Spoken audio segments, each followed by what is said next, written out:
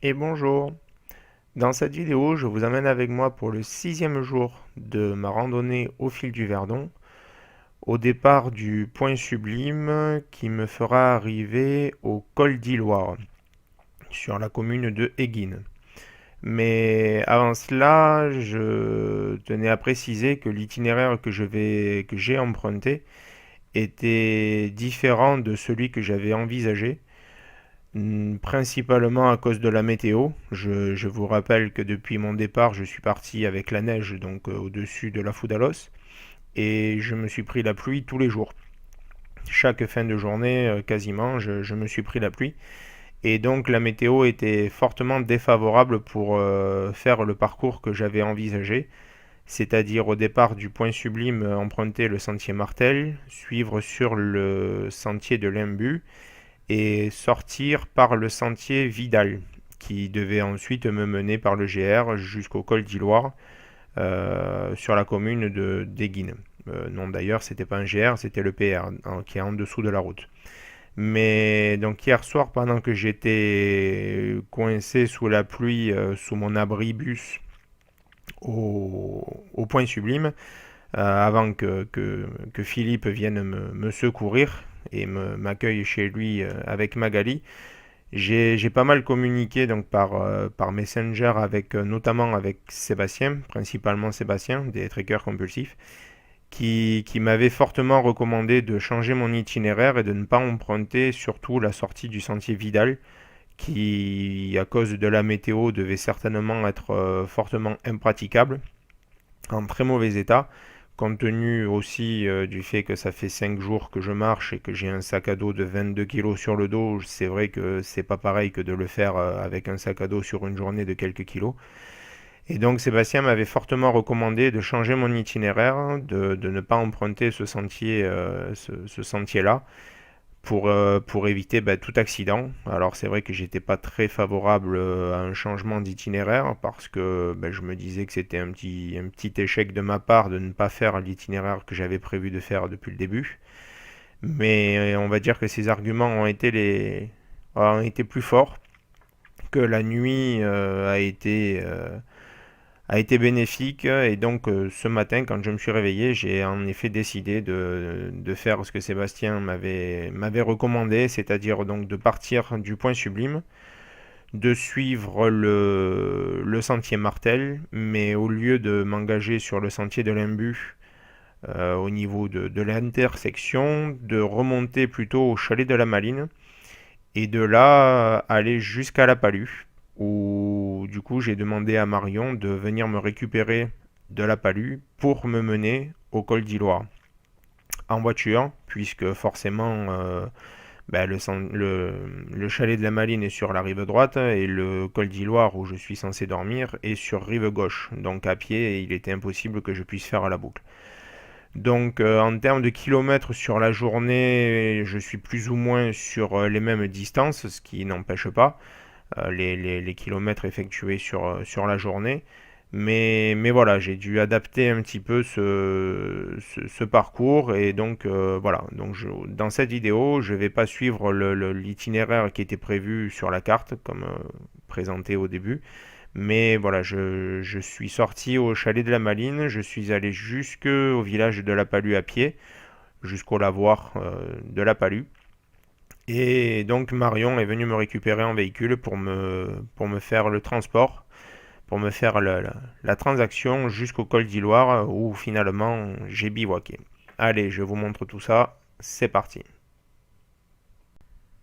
Donc avant de partir, après avoir pris un petit déjeuner avec eux, petit selfie avec Magali et donc Philippe, qui auront été super avec moi, qui m'auront hébergé donc chez eux pendant toute la nuit, compte tenu de la météo de la veille vraiment défavorable. Donc voilà, petit selfie avant de prendre mon départ. Départ assez tôt le matin avec la brume qui se lève.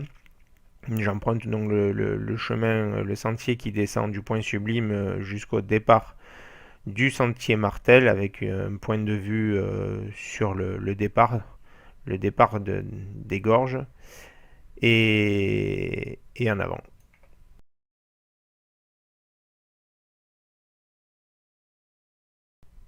La rando commence en prenant le couloir Sanson, donc il y a un tunnel creusé directement dans la roche qui à la base aurait dû servir à dévier l'eau pour des besoins en électricité et qui finalement ne verra jamais le jour. Dans ce couloir, un trou avec une grille qui est assez connue, où on a un point de vue qui donne directement sur le Verdon.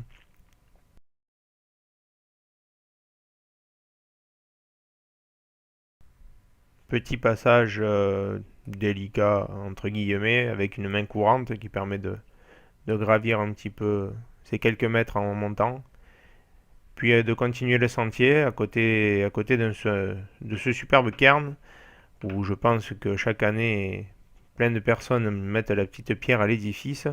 Et donc celui-ci, pour le rater, à part Gilbert Montagnier, je vois pas comment on peut faire.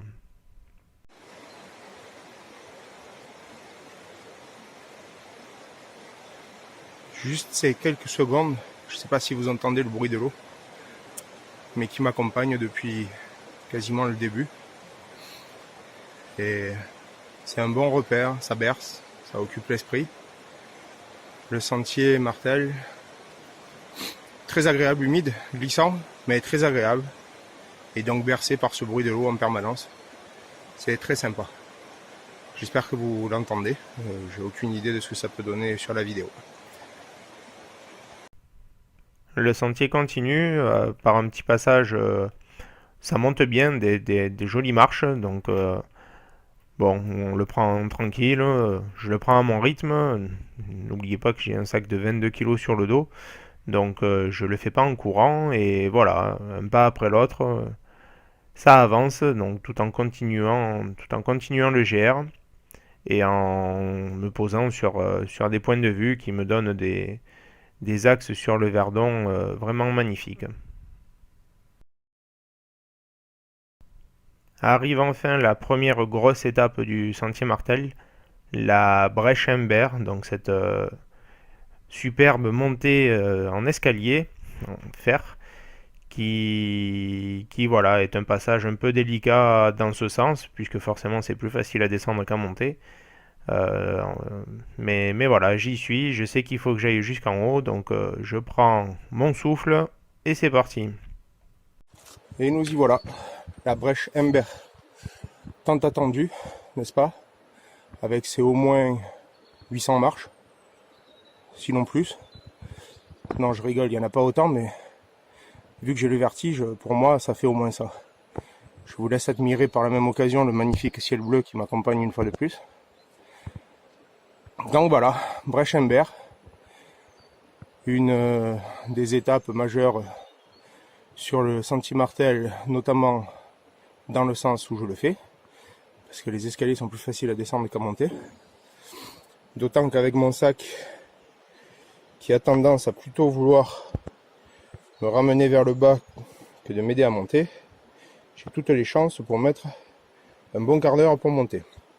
Bref, on se retrouve en haut, peut-être, je l'espère, et je vous fais un point une fois que j'ai réussi ma petite ascension. Et ben voilà, j'y suis, en haut. Je vous cache pas que j'étais pas rassuré, mais ça c'est fait. Je n'ai pas trop admiré le paysage non plus. C'est pour ça que je préfère faire une petite vue maintenant. Voilà, la brèche Ember.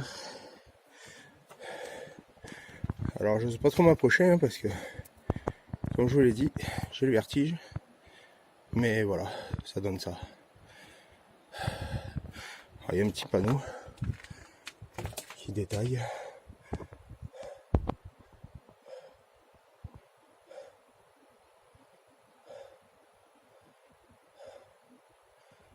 Voilà, une bonne étape de passer à la suivante.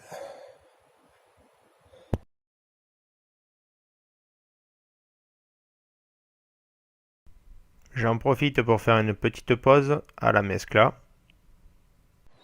Donc là, bienvenue à la Mescla.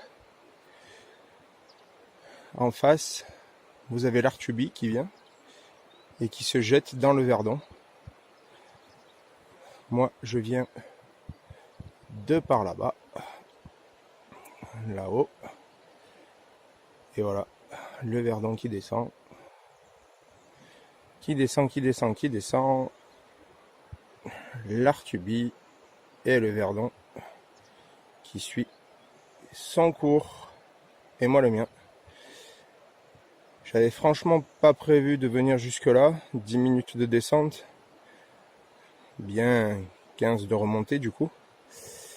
Ça me fait un détour que j'avais pas forcément mis sur mon itinéraire. Mais je trouvais dommage de ne pas filmer ici. Ça vaut ce que ça vaut, mais les gens qui ont déjà fait le Martel sont probablement déjà tous venus ici. Mais pour les autres, je trouvais intéressant de pouvoir vous le montrer à ma façon. Voilà, donc le lieu qui s'appelle la Mescla. C'est reparti.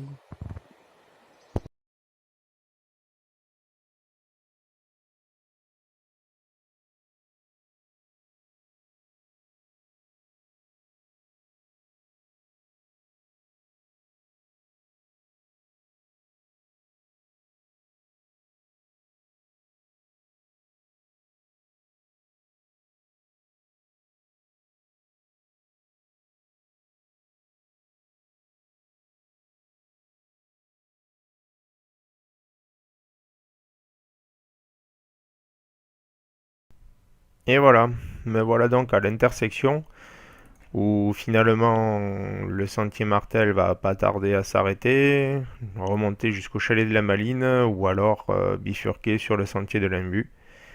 Et donc, comme je vous le disais, au lieu de prendre le sentier de l'Imbu comme c'était initialement prévu, moi je bifurque direction chalet de la Maline. Et voilà, la déception du jour passe par là. Je vais devoir emprunter ce chemin pour monter jusqu'au chalet de la Maline qui est là-haut, je ne sais pas si vous le voyez, dans les branches, voilà, là, on le voit difficilement. Mais il est là, le chalet de la Maline, mon point d'arrivée pour aujourd'hui. Alors que normalement, j'aurais dû emprunter celui-ci, qui devait me mener sur le sentier de l'Imbu. Voilà, comme l'indiquent les panneaux.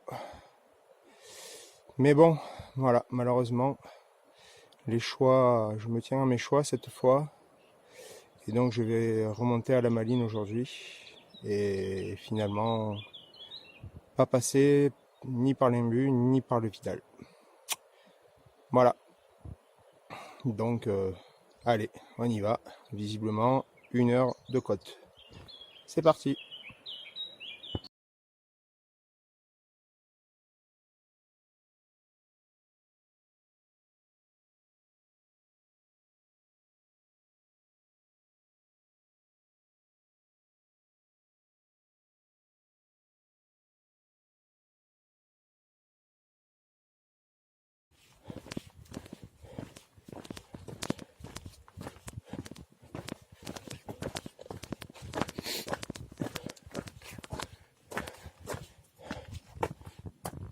Et voilà, sentier Vidal, sorti.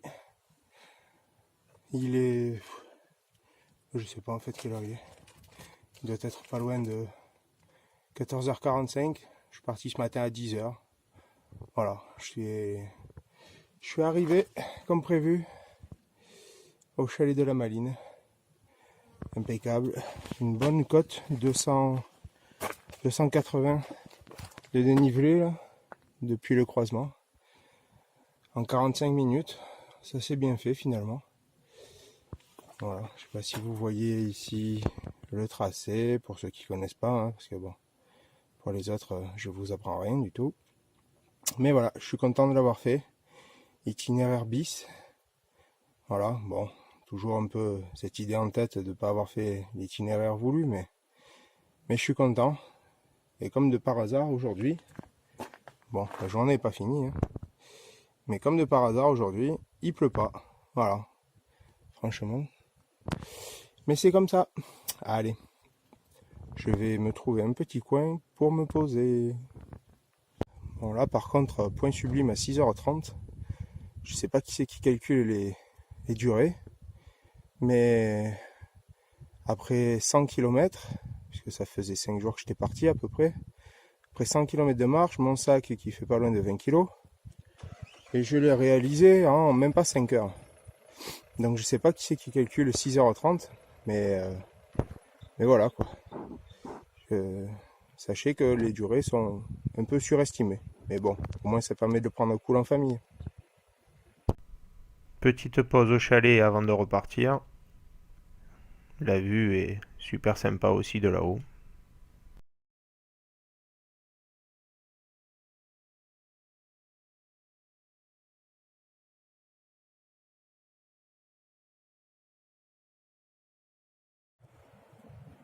Voilà la vue. J'ai décidé d'entamer la descente à pied vers la Palue. Je pense que j'y arriverai pas jusqu'à la Palue, mais au moins je descends par la route. Et voilà ce que je vois, le paysage. Paysage des gorges. Paysage où j'aurais dû être. Enfin, au fond. Hein. Le sentier de l'Imbu, il est par là-bas en bas. Voilà. Donc, à défaut de le voir par en bas, je le vois par en haut.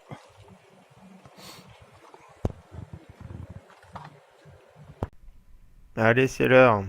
À table. Petite pâte à la carbo. Et après, on repart direction la Palue.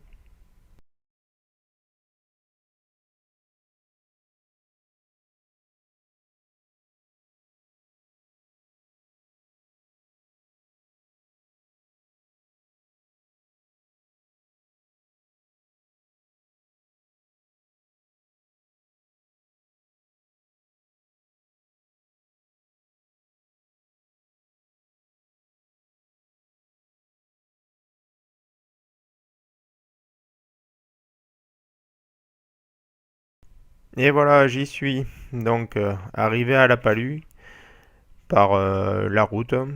Je passe devant location de vélo. J'hésite. Je me dis que peut-être je pourrais continuer ma route avec ce vélo-là. Et puis bon, après réflexion, je me dis que non, finalement, c'est peut-être pas une si bonne idée.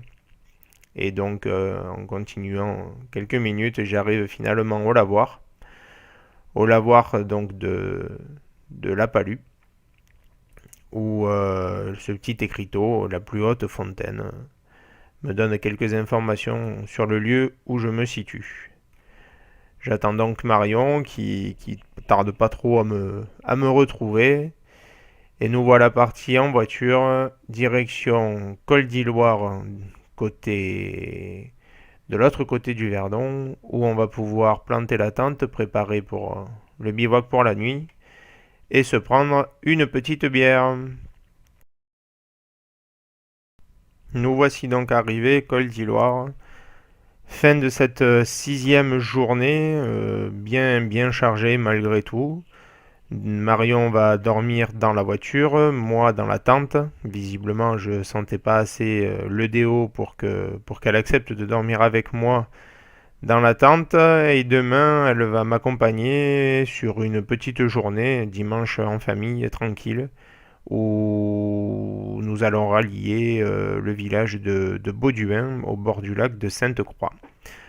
Voilà, donc merci. Si vous avez aimé cette vidéo, n'hésitez pas à mettre un petit j'aime, à vous abonner pour suivre les autres journées, voir les précédentes. Et je vous dis à très bientôt.